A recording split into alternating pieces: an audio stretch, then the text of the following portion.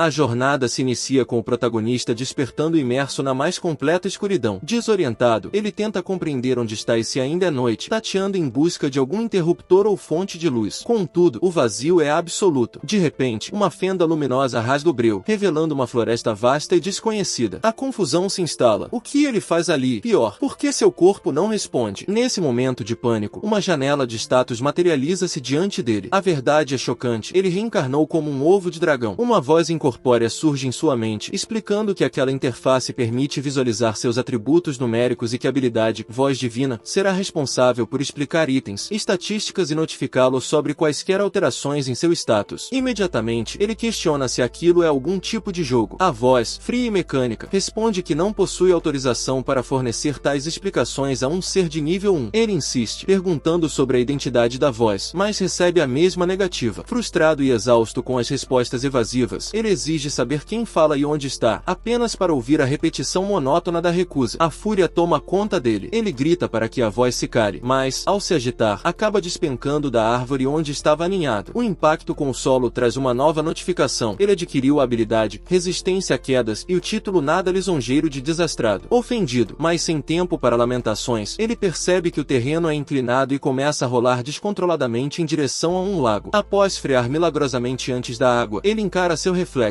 Não há dúvidas, ele é, de fato, um ovo. Em meio ao seu desespero, a voz divina intervém para esclarecer sua condição. Ele é um monstro de rank F, descendente de dragões. Porém, sua casca é vital. Se quebrar agora, ele morrerá. Além disso, seu cérebro subdesenvolvido lhe confere baixa inteligência, restando-lhe apenas a capacidade de rolar. O sistema ainda acrescenta um detalhe cruel. Embora tenha potencial para se tornar uma fera temível, atualmente ele é considerado uma iguaria, sendo prática comum entre aventureiros destruir ou cozinhar ovos de dragão, a menos que a mãe esteja por perto. Ainda atordoado com a informação, ele volta a rolar ladeira abaixo. O movimento contínuo faz com que sua habilidade de rolamento evolua para o nível 2, permitindo-lhe agora manobrar e fazer curvas. Empolgado, ele desce a trilha em alta velocidade, mas a euforia dura pouco. Ele cai de uma grande altura. Novamente, a resistência a quedas e sua falta de jeito sobem de nível. Com apenas 3 pontos de vida restantes, ele decide que é hora de parar. A noite cai, e o descanso recupera sua vitalidade. Decidido a se mover, ele reflete sobre sua estranha existência. Para deixar de ser um ovo, ele precisa chocar, o que implica ganhar experiência e evoluir, tal como em um RPG. Isso, infelizmente, significa lutar. Relutante, ele avista um movimento atrás de uma árvore, um inseto. O sistema identifica a criatura como uma minhoca escura, a temida devoradora de ovos. Como o nome sugere, o predador avança faminto. Uma perseguição se inicia. Sabendo que um confronto direto seria suicídio devido à diferença de vitalidade, o protagonista traça um plano ao avistar um penhasco. Ele atrai o verme para a beira e, no último segundo, esquiva-se e empurra o inimigo para o abismo. O ovo observa lá de cima, mas a criatura ainda se mexe. Ele implora mentalmente para que ela desista. A minhoca finalmente cessa os movimentos, e o sistema confirma a vitória. 12 pontos de experiência, somados a um bônus pelo novo título de ovo ambulante. O ganho de experiência o impulsiona do nível 1 diretamente para o 5, o máximo para sua forma atual. A evolução é iminente. O sistema apresenta 2 caminhos: tornar-se um dragãozinho equilibrado e robusto, ou um filhote de dragão frágil, carne tenra, mas com imenso potencial evolutivo. Inicialmente inclinado ao equilíbrio, ele sente mãos invisíveis e ouve a voz divina instigando-o a buscar o topo, sugerindo que grandes expectativas repousam sobre ele. Convencido de que o caminho difícil trará maiores recompensas, e percebendo que o dragãozinho poderia estagnar, ele escolhe o filhote de dragão. A casca racha, pernas, cauda e cabeça emergem. Ele ganha habilidades como escamas de dragão, sopro de bebê e mordida. Seus atributos disparam, mas suas energias, HP e MP, estão baixas. A fome, impulsionada por instintos draconianos, o faz olhar para a carcaça da lagarta não com nojo, mas com apetite. Incentivado pela voz a ficar forte, ele devora o inseto, embora o sabor seja repugnante. No dia seguinte, ao contemplar sua nova forma no lago, a ficha cai. Ele reencarnou em outro mundo com mecânicas de jogo, mas não possui memórias de sua identidade humana passada. Focando no presente, ele ouve ruídos de outras criaturas e inicia uma caçada para subir de nível. Usando seu sopro de fogo e força bruta, ele dizima insetos, ganhando títulos e habilidade Punho de Dragão, saltando para o nível 15. A fome retorna. Enjoado de insetos, ele tenta comer cogumelos, mas acaba vomitando violentamente, descobrindo da pior forma que eram venenosos, o que, ironicamente, lhe concede resistência a veneno. Buscando uma refeição decente, ele encontra um lobo cinzento. Apesar de ser um oponente mais forte que os insetos, os atributos do lobo são inferiores aos do dragão. O combate termina com o lobo assado pelo sopro sopro de fogo. Ao provar a carne chamuscada, o protagonista se delicia. Churrasco finalmente. A tarde segue com mais caçadas e níveis ganhos. Ele calcula que no nível 25 poderá evoluir novamente. Tudo parece ir bem até que ele ouve vozes humanas. A excitação toma conta dele. Esquecendo-se de sua natureza monstruosa, ele decide se apresentar aos aventureiros que encontra. Ele sai dos arbustos, dança e tenta ser adorável, esperando abraços. A reação, porém, é brutal. O líder do grupo, vendo apenas um monstro, ataca sem piedade, cortando o peito do dragão. Em seguida, um mago paralisa. Enquanto sua vida se esvai, ele ganha resistência mágica, mas a dor da traição é maior. Ele se xinga por sua ingenuidade, lembrando-se de todo o esforço para sobreviver até ali. Em lágrimas, ele implora por ajuda. Para sua surpresa, a curandeira do grupo, uma jovem chamada Miriam, interpõe-se entre ele e o espadachim. Ela usa sua magia para curá-lo, esgotando sua própria mana. O dragão sente o calor das mãos dela e a gratidão o inunda. Os companheiros dela a ignoram e seguem adiante, mas ela permanece por um momento. O protagonista finge ainda estar paralisado para não assustá-la, ganhando o título de mentiroso e a habilidade de compreender a língua humana. A paz é interrompida por um rugido aterrorizante. O ambiente torna-se vermelho e opressivo. Um inimigo formidável surgiu, e é provável que os outros aventureiros já estejam mortos. Miriam se prepara para ir até lá, mas o dragão, agora capaz de falar rudimentarmente, tenta impedi-la, alertando que sem mana ela será inútil. Ela sabe disso, mas sua lealdade fala mais alto e ela corre em direção ao perigo. O dragão, ainda lutando contra os resquícios da paralisia, bate na própria perna para forçar o movimento. Ele não pode deixar a única pessoa que o tratou com bondade morrer. Ele corre o mais rápido que suas pequenas pernas permitem e se depara com a cena. Um dragão de pedra de rank C. Miriam está presa sob as garras do monstro. Com sua vida e nível muito inferiores aos do inimigo, o pequeno dragão se prepara para o confronto mais difícil de sua nova vida. No entanto, ele faz muito barulho e acaba sendo notado pela criatura. O dragãozinho se vira e se aproxima lentamente, soltando um rugido que faz nosso protagonista cair no chão, olhando para ele impotente, incapaz de fazer qualquer coisa contra ele. Mas enfim, se você chegou até aqui, comente a palavra dragão para que eu saiba que você chegou ao fim. O dragão de raça superior tenta esmagá-lo com toda a sua força, mas o protagonista usa toda a sua energia para se esquivar, pois usou força demais ao pular. O protagonista mal consegue se manter em pé e então percebe seu próprio erro. Ele se arrepende de não ter se juntado ao grupo de Mia, pois acredita que, se os quatro tivessem trabalhado juntos, poderiam ter tido uma chance contra aquela fera. Mas agora, estando completamente sozinho, ele nem sequer tem certeza se conseguirá sair daquele lugar vivo, muito menos derrotar o dragão de pedra. Como seu nível está muito abaixo do necessário, cada célula do seu corpo implora para que ele se esconda. E quando o dragão de pedra solta um rugido ensurdecedor, ele finalmente é vencido pelo medo e se esconde em um arbusto, tremendo. Espiando, ele vê que Mia, inconsciente, só tem 6 pontos de vida restantes. Mesmo assim, o protagonista sente alívio por ela ainda estar viva. O dragão de pedra, sem conseguir mais ver o protagonista, volta a atacar Mia, deixando-o sem saber o que fazer. Se não a salvar, ela provavelmente será devorada viva pelo monstro. Então, apesar do medo, ele sai do arbusto. Mas, nesse instante, a misteriosa mão da voz divina o impede de se mover. Ele ouve a voz divina novamente, que implora para que ele fuja, alegando que, caso contrário, será assado vivo. Mas ele não se importa. Ele já foi humano e, como humano, não pode abandonar uma pessoa inocente. Então, ele solta um rugido alto para afastar o medo e avança direto para o dragão de pedra. O monstro tenta esmagá-lo, mas, ao se esquivar, ele recebe do sistema o título de Rei da Evasão. Ele percebe que o velho que se juntou ao grupo de Mria está com 0 pontos de vida e, por mais lamentável que seja, ainda há outra pessoa viva. Então, ele tenta desesperadamente salvar Mria e o outro membro. Ele provoca o dragão de pedra, golpeando-o várias vezes e fazendo o monstro persegui-lo. Mas isso acaba sendo um erro, pois a criatura usa uma habilidade chamada Tremor, que o atinge mesmo estando fora do alcance direto do monstro. Quando o dragão se aproxima e está prestes a usar sua habilidade de mordida, o protagonista reage astutamente, lançando uma bola de fogo na boca da criatura. Contudo, o dragão de pedra sobrevive e imediatamente entra em estado de recuperação para restaurar seus pontos de vida. Enquanto isso, o protagonista coloca Mia nas costas e foge, deixando o outro companheiro para trás, pois não tem tempo nem forças para salvá-lo. Após levar Mia para um lugar seguro, o protagonista percebe que os pontos de vida dela caíram novamente, de 6 para apenas 3, o que o faz pensar se isso se deve à perda de sangue. O status dela indica que ela está sangrando e consciente. Ele então tenta usar a magia de recuperação descanso, mas não funciona, talvez por ser uma habilidade de autocura. Então, ele decide se concentrar em levar a garota de volta para seu povo, acreditando que somente humanos poderão salvar sua vida. No entanto, ele não sabe qual caminho ela e seu grupo tomaram. Assim, ele segue o tênue rastro de humanos e carrega Mia para fora da floresta. No caminho, uma matilha de lobos cinzentos é atraída pelo cheiro de Mia. Como resultado, eles começam a perseguir o protagonista. Ele luta contra as feras com todas as suas forças para proteger Mirai. Ao final do dia,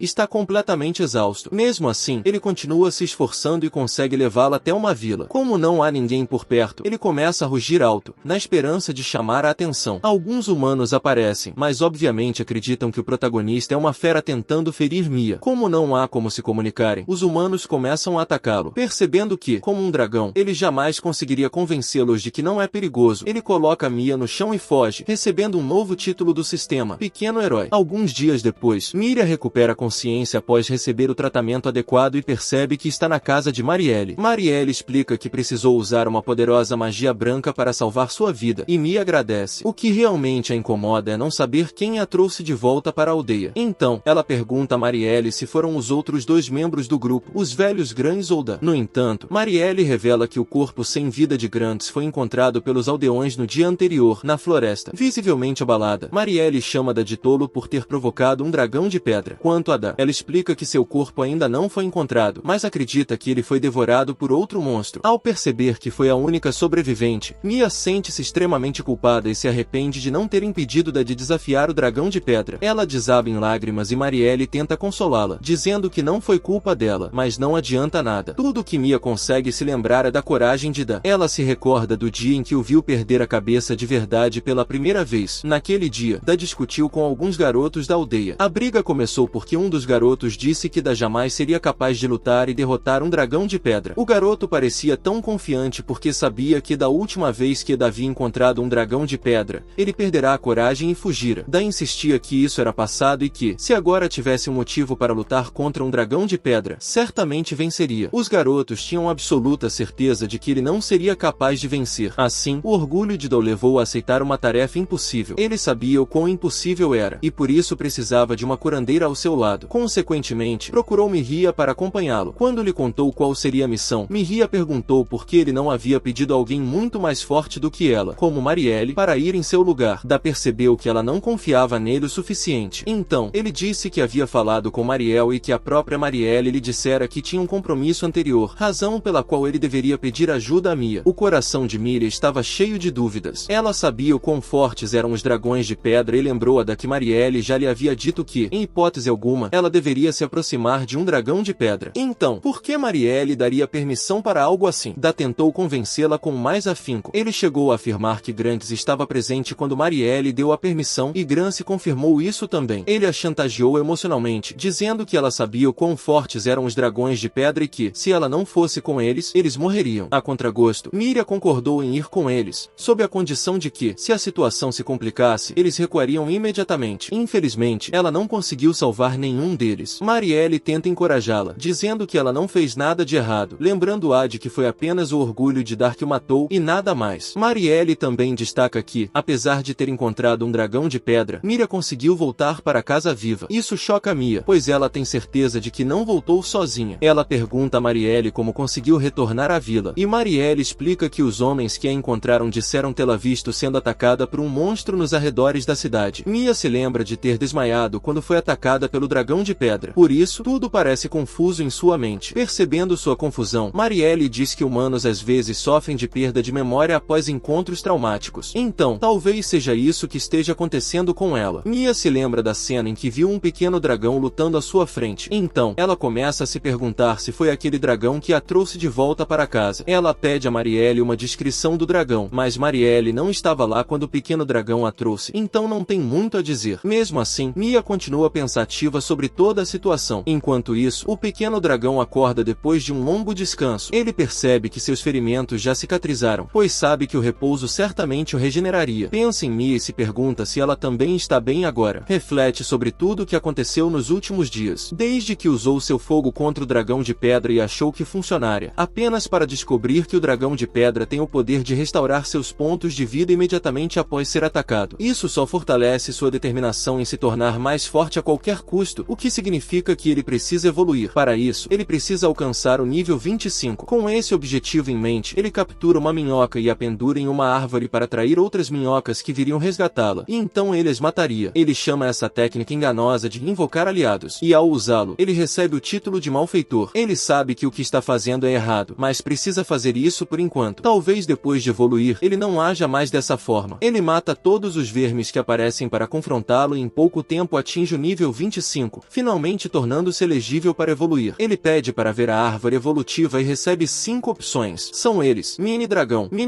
anjo, dragão criança de mármore e jovem dragão da peste. Ele começa a se perguntar qual é exatamente a diferença entre um mini dragão, um dragão pequeno e um dragão bebê. A voz divina o ajuda a esclarecer essas dúvidas. O mini dragão tem uma estatura pequena como o dragão bebê, mas seu crescimento individual é lento e suas opções de evolução são limitadas. No entanto, muitas de suas futuras evoluções têm grande potencial. Ele não gosta da ideia de crescimento lento, então isso não o impressiona. O mini dragão anjo tem um espírito protetor e jura viver pelo bem dos outros. Como resultado, ele pode usar magia branca, mas não luta. Mais uma vez, isso não o interessa, já que ele gosta de lutar. Ele até considera a magia branca, já que viu Mia usá-la, mas isso não é incentivo suficiente para tomar uma decisão. O dragãozinho, por outro lado, é a próxima evolução depois do bebê dragão, com habilidades aprimoradas. O dragãozinho de mármore é um dragão que sofreu uma mutação e também possui aptidão mágica. O último é o jovem dragão da peste, o primeiro estágio de um dragão maligno que espalha desastres. A ideia de espalhar calamidades não agrada nem um pouco ao protagonista, então ele rejeita essa opção imediatamente. No entanto, o sistema continua listando as características desse dragão, incluindo o fato de ele ter alta inteligência e poder usar a transformação humana. Ele grita que não quer se tornar mal, mas a ideia de poder se transformar em humano é simplesmente irresistível. Em qual desses dragões ele vai evoluir? Ele pensa em ir até a vila e fazer amigos, mas isso significaria espalhar a praga. Confuso, ele grita, sem saber qual caminho evolutivo escolher. Qual você acha que é a escolha certa para ele?